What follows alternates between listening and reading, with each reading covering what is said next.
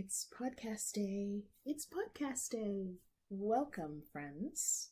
My name is Mars, and you are welcome to the heyBrownBerry Knitting Podcast. I have once again decided to sit down in front of the camera without much of a plan. But there are things I want to share with you, so that's why I'm here, and I'm guessing that's why you're here too. You can find me as heyBrownBerry on Instagram, Ravelry, and I am very happy you decided to join me for this episode, the last episode of 2018. I'm recording this on December 29th, 2018. So the end of the year is fast approaching, and I know that many of you, well, I should say I hope many of you are having some well-earned downtime. However you spend that, may it be fulfilling. I am actually doing the opposite. I've started back to work at my full-time job this week, but thankfully it's been quiet and I've had the ability to catch up after some time off. So instead of feeling any sort of chaos from returning to work, it's actually been a very nice time to get back into that routine. I don't expect this to be a very long episode. I really was looking forward to a quick check-in with you all. I've had such a great time over the last month enjoying different parts of the season. I think for those of us who are makers of any kind, the holiday has its highs and lows. We might be rushed in making more so than other times during the year, but we are also often afforded more time for making as the year wraps up. So maybe that balance, maybe you fell somewhere in between that balance. But for me in particular, December has been one of the best months of the year so far, just from a mental health perspective, from the perspective of having more family time. I'm feeling extremely grateful for my online and virtual community because I've just had all these opportunities to really connect with people. Some of you may have been watching Vlogmas. I have been watching many Vlogmas videos, so podcasters, particularly on YouTube, who are vlogging or video logging their daily lives throughout the month of December have been a real treat for me. That's been I'd say a primary source of entertainment. I loved so many of them and found myself carving out time in the day to binge watch several of those back to back, and I commented on a bunch of them. So those of you who have participated in Vlogmas, if I'm a fan, I've let you know it by now, and if I haven't, it's probably just because I hadn't found yours yet. So that might be a fun thing to do even in the new year, is go back and find some Vlogmas episodes, because it was a great way to get to know other makers. Loved it. In my last episode, December Doings, I talked about some of the things that I had already taken part in for this month. And so in this episode, I'll follow up a little bit on that and talk about some of the things I'm working on, as well as some of the things I plan for the new year. Full disclosure, I am not a New Year's resolution type person. I was at one time very big into that. But when I say I'm not that type of person, I just mean that more than likely I won't be writing down New Year's resolutions somewhere. And it's actually better for me. I find it easier not to think too far ahead. I'm learning that about myself as I get older. I actually tend to get pretty anxious the more I try to anticipate what all of next year is going to be like.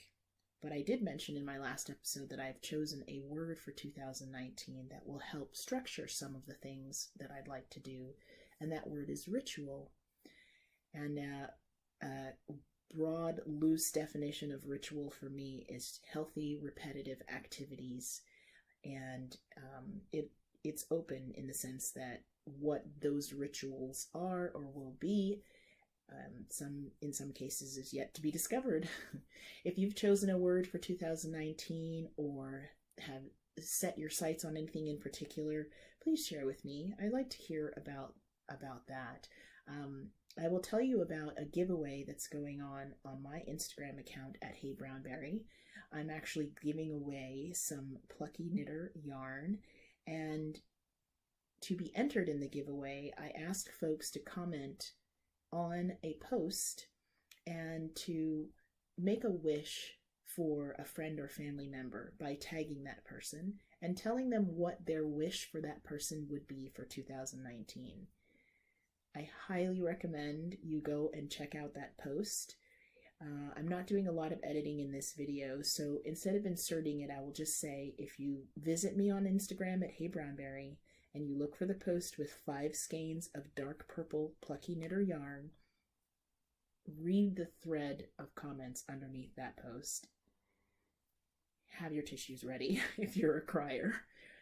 The wishes that people are making for those they care about for the new year are so endearing and such great reminders of what's really important, because although people are wishing for their friends to get awesome new yarn and have plenty of time for making, they are also wishing their loved ones peace and joy and time and good direction for work and time with their family, and all of these things that sometimes we forget are really the simple things that we all want and need. So I just was blown away by the response and how giving people are in their wishes for others. I hope you check it out. While scrolling through Instagram stories, I saw a repost from Alex Creates, who's a yarn dyer in the Northeast US, and he is asking makers to knit and crochet scarves that will be donated to a specific area in New York City for people who may need them. The Northeast US tends to have some pretty harsh winter climates, and especially in January, February timeframe, it would be wonderful for makers to participate in giving scarves to those who need it. I am going to insert a little video just of me winding up this monster skein of yarn. This is actually a 2-stranded skein that I wound. So I put 2 skeins on my Swift at the same time and wound them up so that I can crochet with double strands a scarf for that effort that Alex has let us know about. So it's beautiful red yarn from the Treasure Goddess, who dyed this yarn for the Sexy Knitter. So it's a DK Treasures yarn in this gorgeous color called We Wants the Redhead.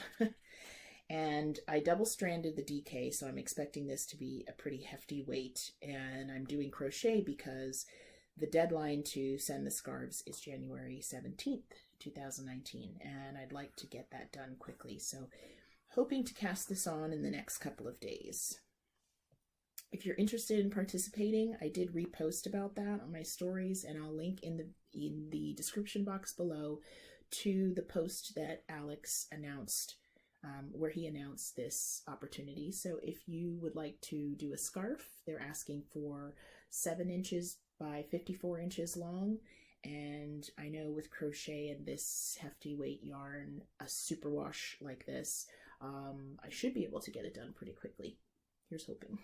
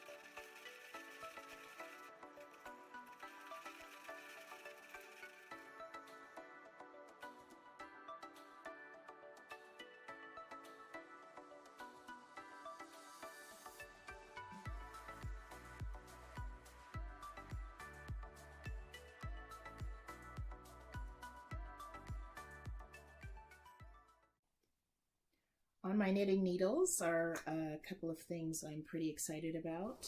One of them I showed in my last podcast just as I was starting. Oh, files uploaded.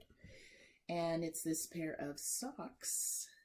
And I've got one of them done. This is a self-striping sock yarn from Lang Wool. It looks a little odd right now because it's unwashed, unblocked, just finished. But the reason I'm excited about this is because I tried a couple of new things with this pair of socks.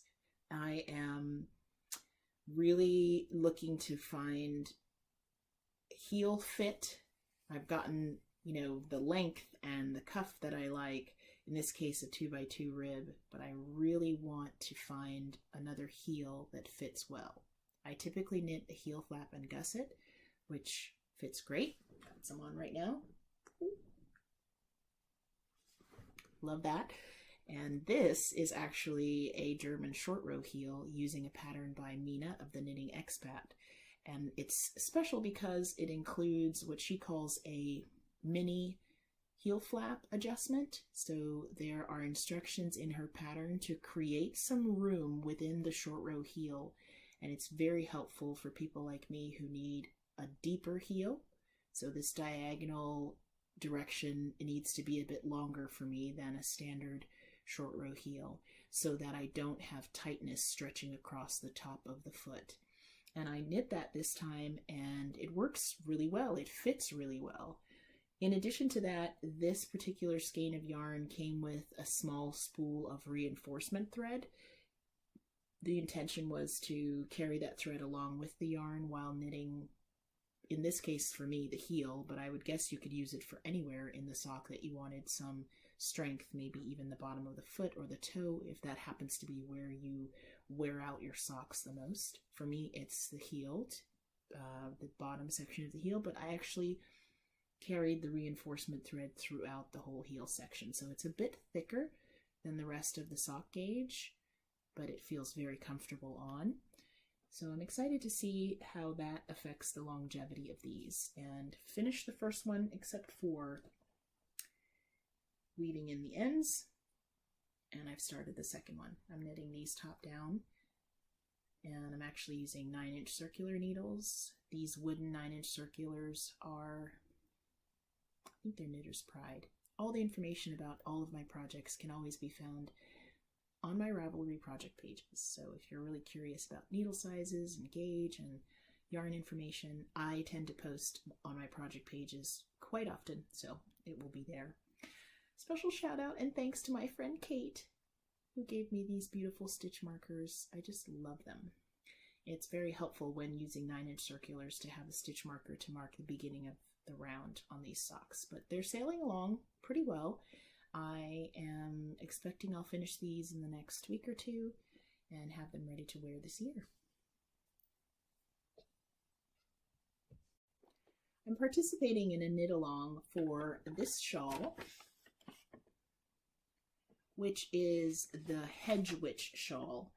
And it's a knit along that's being co-run by Nicole, the Gentle Knitter.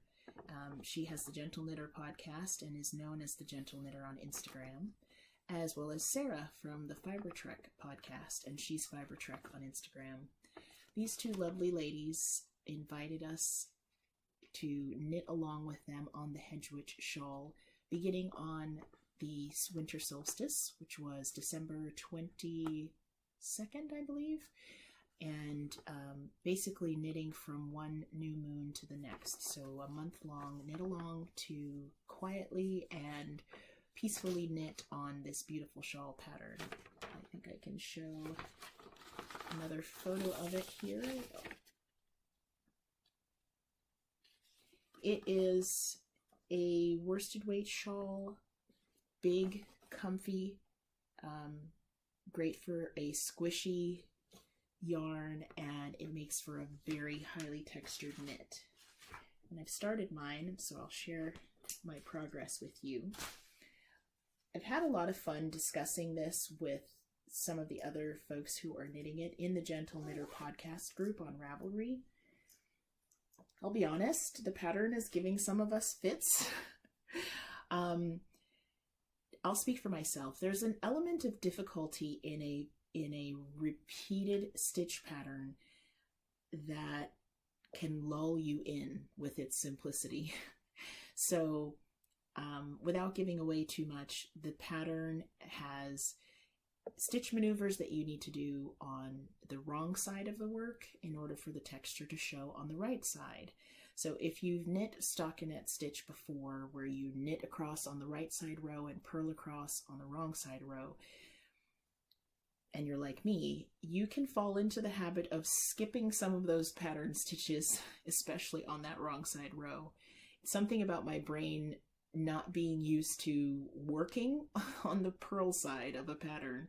So I've had to rip back a few times. I know other people have. That's no disrespect to the pattern. I really think for myself, it just has to do with what I'm used to doing in my knitting, and slowing down being the key to this pattern. So here's my progress so far.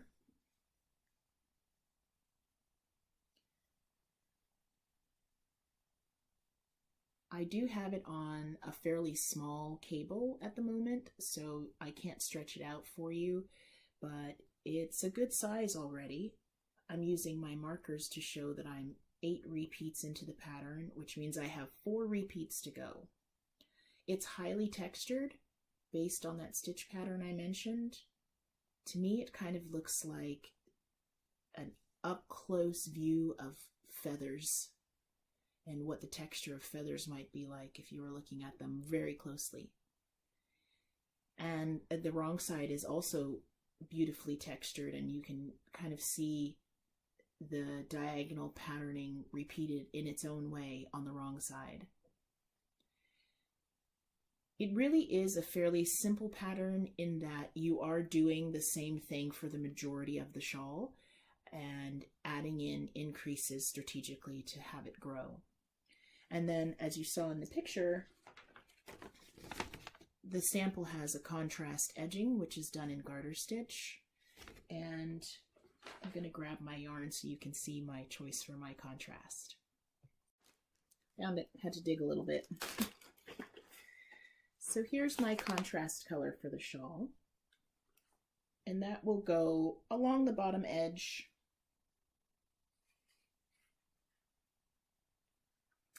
This is Lamia Natural Wool, and it's a yarn I've ordered from a company called Hobium Yarns, which I discovered by way of the Naughty Knitwits podcast. This color is one that I dyed myself. The original yarn was a cream color. I actually don't have any more of the original yarn left, but if you look on my stash page on Ravelry, you'll see what this used to look like before I dyed it. And I really had fun dyeing this up. I used acid dyes instead of natural dyes this time around, just to give some variety in color. So here's a up-close look at the skein.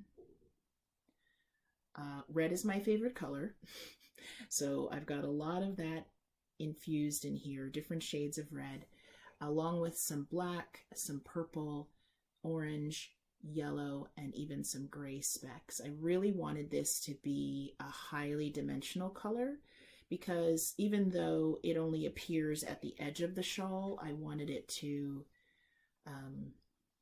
have its own spotlight and really show up well at the bottom of the shawl when I'm finished. So I'm very, very pleased with how this came out.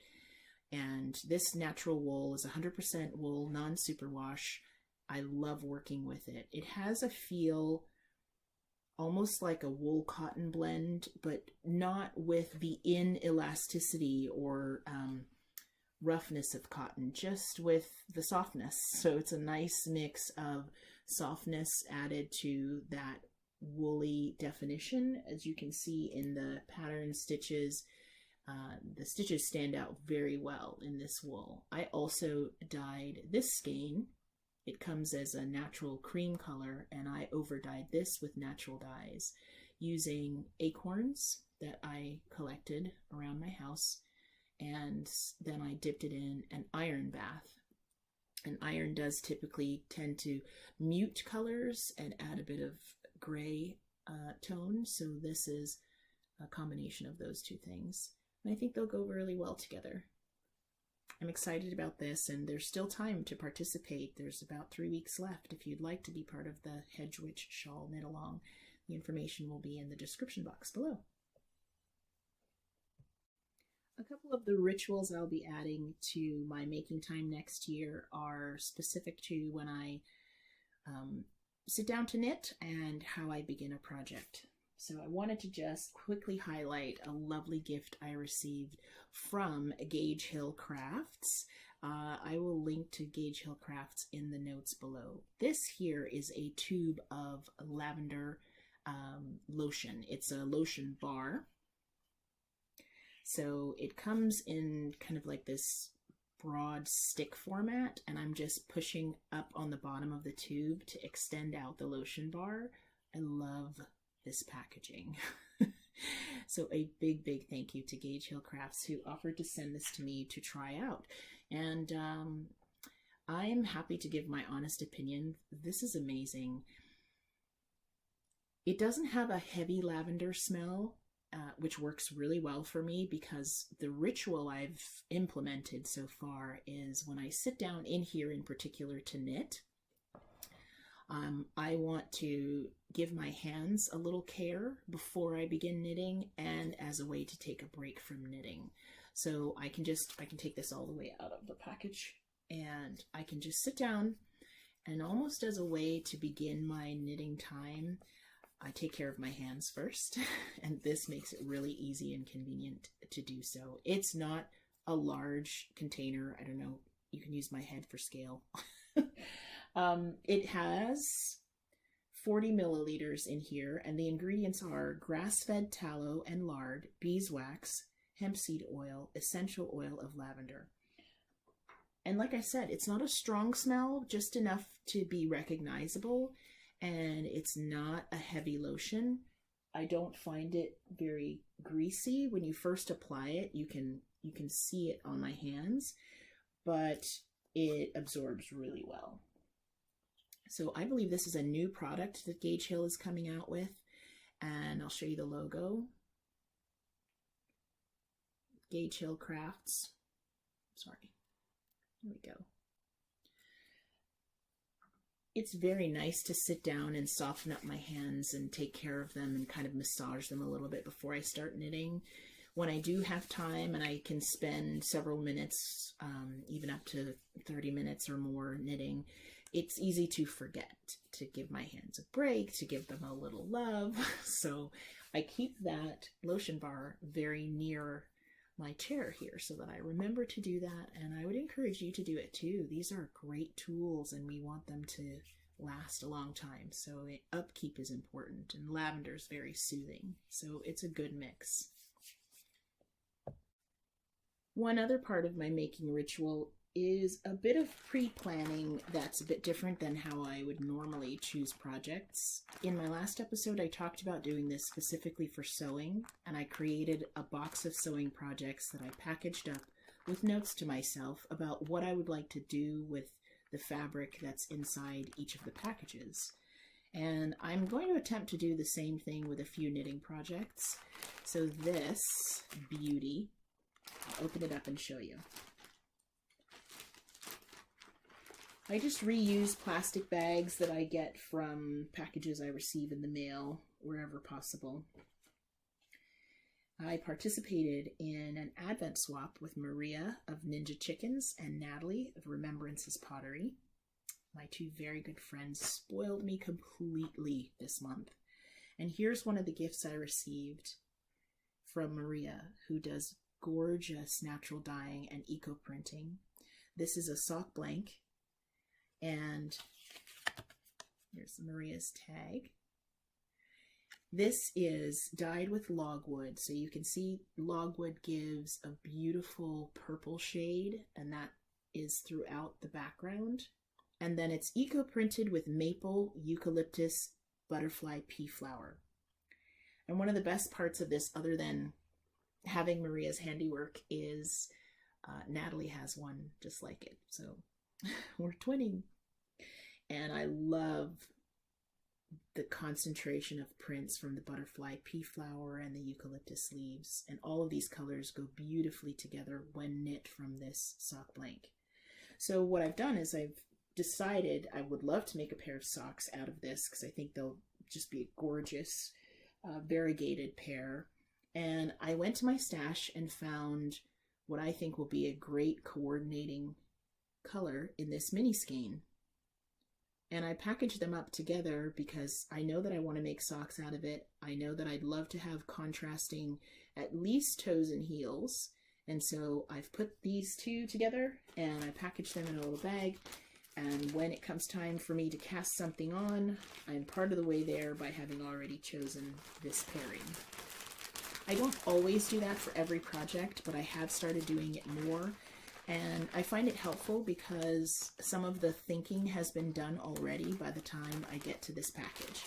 And so when I'm anxious to cast something on, or maybe I need to grab a project that I want to work on while traveling, I have little packages like this already set up. Some of them are in project bags you can see here behind me, and I may even put the needles and the pattern in if that applies. Let me know if you've got some special rituals or activities planned for the new year, maybe things you're continuing from this year, or things that you're going to try out for the first time. I love to hear about it. Earlier today, I was sitting in here and wanted to record one of my little From the Mind of Mars type discussions. So I'm going to insert that here, just a short discussion topic that maybe you'll be interested in commenting on. Hi guys. I am just taking a tea break in my craft room, which also doubles as our guest room. And I'm pondering something that I've been wanting to share, and I just thought I'd turn the camera on and go for it. I have been thinking a bit about distraction versus direction. And if you've visited me before through this podcast, you know that sometimes I just get a thought train going, and the podcast allows me to express it, share it, open up some discussion. So distraction versus direction is probably most heavily on my mind now because it is the end of 2018. A new year is beginning soon. And I am trying to categorize some things, plan some things, all the usual activities you'd expect at this time of year. And I often find that the line between distraction and direction is thin. So, for example, planning out what I want to make for the year. I would like to categorize things in a very organized way when possible, and choose a direction for my knitting, choose a direction for the kind of yarn I will buy, and the designers I want to support. But there's lots of pretty things out there. And I find it harder to plan the more I look at the options. So I get distracted. And then there are times when I get so head down and focused on something, whether in making or in my everyday life, and something else will pop up, an idea, an opportunity, and I will feel like it's a distraction and that it's taking me off course. But when I really look at it in a calm, rational way, it gives me a new direction. I've done that with my day job this year, meaning I have stepped back and taken an objective look at the direction I was going in with my career, and I allowed myself to be somewhat distracted by other things because I needed to do that for my own mental well-being. And from that step back, I found a new direction. So, as always with these topics, I'm not trying to prescribe anything or be instructive in any way, just opening up some of the layers of thoughts in my mind, and maybe there's something in there that you can relate to. There's a push and pull between those things that it's intriguing to me that they exist together. The ability to feel very steady in one direction and then get pulled what feels like off course, and then discover that off course is really a good place to be. That's cool when that happens. So it's not meant to overthink it. I'm not trying to solve anything. Just food for thought. Would love to hear your comments on this in the comment box below, and I appreciate you being out there and available for me to externally process. I hope that you're having a great week whenever you see this, and thanks for sharing the time with me. Well, friends, all good things must come to an end. I'd like to end this episode with my wish for you. I found this amazing post on Instagram that I want to share with you, and I'm going to read it to you right before finishing off this podcast. First, let me say thank you so much for being here and for every episode you've watched this year and commented on and liked. I have so much gratitude. This is a peaceful place for me, and the podcast brings me much joy, and you're part of that. So thank you, thank you, thank you. And here's my wish for you for the coming year. May you receive the energy and strength to finish your projects, bring your idea to life, and to accomplish your goals. May your path be cleared and all blocks be removed. May your creativity be multiplied and your imagination be filled with inspiration to make a difference. And I have to give credit, I got that from an Instagram account called Buy From a Black Woman. I wish all of those things for you and more. And thanks again for being here, and I will see you in the new year. Bye.